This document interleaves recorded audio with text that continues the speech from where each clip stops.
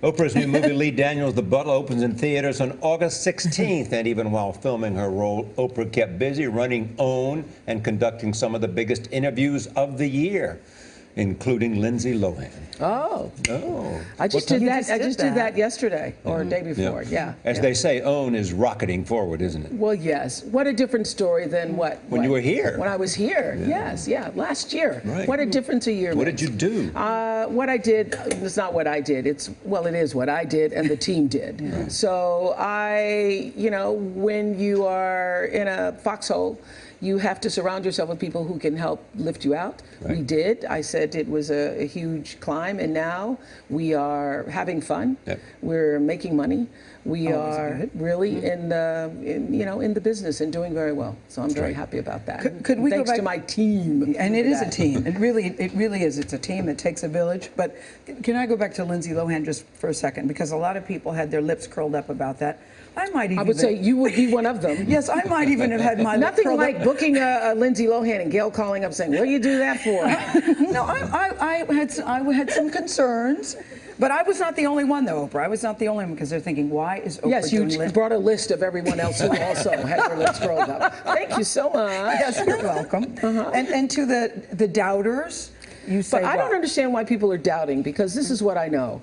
We're all on the same journey. People are taking different paths to get there. And I think no matter how many times you fail, you fall down in your life, I mean, you certainly have the opportunity until you take your last breath to be redeemed. So, I'm in the business of interviewing people about their lives. And so to sit and to talk to her about where she is in her life, and I did the other day, and I felt that she was honest, that she was authentic, and that she is ready. And I asked her, what's the difference between now and all the other 5 times that you've been through rehab? And part of the issue was those were all forced by the court, in order to stay out of jail. Did you believe her this time? And how was she? I believed her, and she looked good, she looked strong, she looked healthy. And was she on time? Not only was she on time, she was earlier than I was. She was 20 minutes early. Okay. And then we had another meeting with her yesterday where she was 20 minutes early. So I think that she is, on the way to Listen, at least she's working very on talented. It. I'm pulling for her, Oprah. Yes. And I said to her, I want you to win. Yeah. This is part of a docu-series that you're doing with her, part of some programming changes that you're making, right? Well, I'm doing an interview with her for next chapter, which will air next week, but we're also at OWN doing an 8-part docu-series of her life, looking at the process of what it is like to come out of rehab and try to put your life back together when you have lived your life in the fishbowl. I will say this, I felt this when I interviewed Justin Bieber. And I felt it all the years of, being in the public eye. You would understand this too, you all in the public eye. I don't know how you do this when you are a child with I asked her a question of, she was making $7 million when she was 18 years old.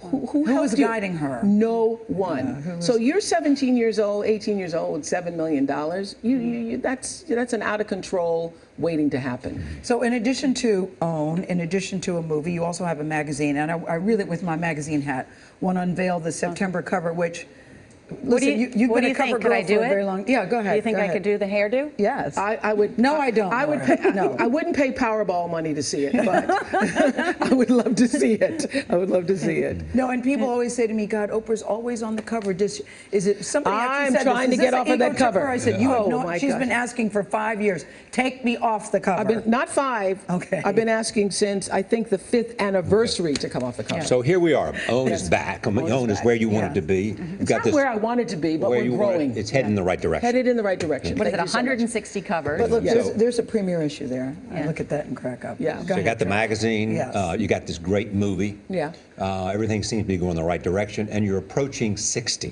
Whoa, can you believe that? The 60 number, I've always said to people to own it, to own it, to own it. But I'm telling you, Gail, who reminded me, you're going to be 60 this year. Thank you, Gail. That's the kind of friend you need.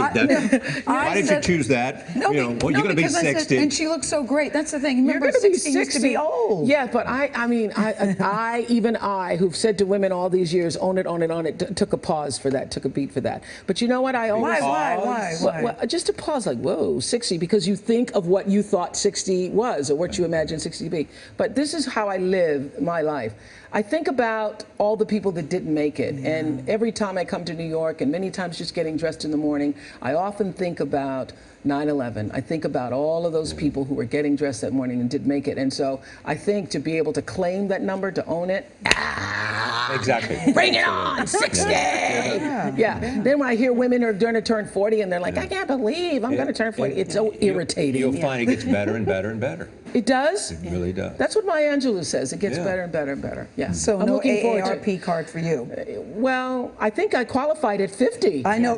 We did qualify at 50, Oprah, and I called them and said, take me off the list. The interview you just did, though, with Hugh Jackman, where you said, he was asking you something about your life, and you said, with each chapter of my life, though, Hugh, I never planned it out. Yeah. I never planned it out. It all just sort of organically happened for me. Do you still feel because that? I try to live in the flow. And that's what I teach my girls. You know, I have now 16 girls in the United States, all starting college, and we're all, you know, dividing Graduates of South Africa. South Africa. And we're going to be putting them all, another group coming in September going to college. And what I try to teach them is the way I live myself. Live in the flow. And sometimes it's so funny. They'll call me and go, Mama, I'm out of flow. Well, get yourself back in flow. Once you get yourself back in flow. But is there something, people do use birthdays as milestones, you know what I mean? 40th, 50th, 60th birthdays. Is there something in your 60th birthday that you plan to do, want to do? I'm going to have the biggest blowout party I can dream of. That's what I'm going to do. I think I'm going to do that. You know, all these years I've had parties for other people, celebrating legends, celebrating other people. I think I'm going to do one for myself. So is anything missing?